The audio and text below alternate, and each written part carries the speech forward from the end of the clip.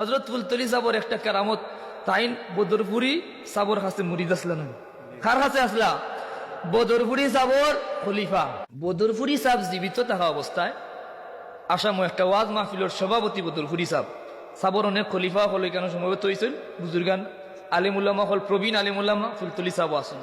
এমন সময় মাগরিবন নামাজের সময় গেছে, বদরপুরি সাব যেন উপস্থিত, যে সাবে যারে নির্দেশ করবা তাইনো নামাজ পড়বা, ঠিক না? নামাজের ইমামতি করবা, সবে অপেক্ষা করেন। সাবে হইলা মাগরিবর নামাজের ইমামতি করবা ফুলতলি সাবে। সুবহানাল্লাহ কা ইকানোর মাঝে সবচেয়ে কম বয়সী আসলে ফুলতলি সাব। নামাজ পড়িয়া মুরব্বী হলের মাঝে কিছু খানা গুছা শুরু হইল, যে অত মুরব্বী হল তুইয়া অত কম বয়সী আনদে ইমামতি দিলা সাবে, বিষয় কিতা? সুবহানাল্লাহ হইতা না? বয়স ফ্যাক্টর, কম বয়সে অনেক কিছু হাসিল করা যায় না, মাতুন না? ফুলতলি সাহেব 17 বছর বয়সে খেলাফত লাভ করছেন। সুবহানাল্লাহ।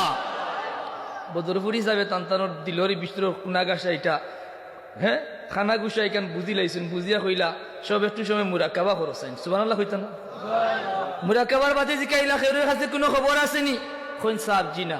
ফুলতলি সাহেব কইন সাহেব আমার কাছে এক সংবাদ আছে, আমি দেখলাম যেমন কলকাতার একটা সাইটও আগুন লাগি গেছে, এবং এত বেশি আগুন লাগছে ফায়ার সার্ভিসে আগুন নিভাইতে পারেন না, পুরা একটা বড় অংশ জ্বলি গেছে। খবর লইয়া দেখা গেল জেলান সাহেব কিবলা কইছেন ঠিক ও মুহূর্তে ও ঘটনা ঘটছে।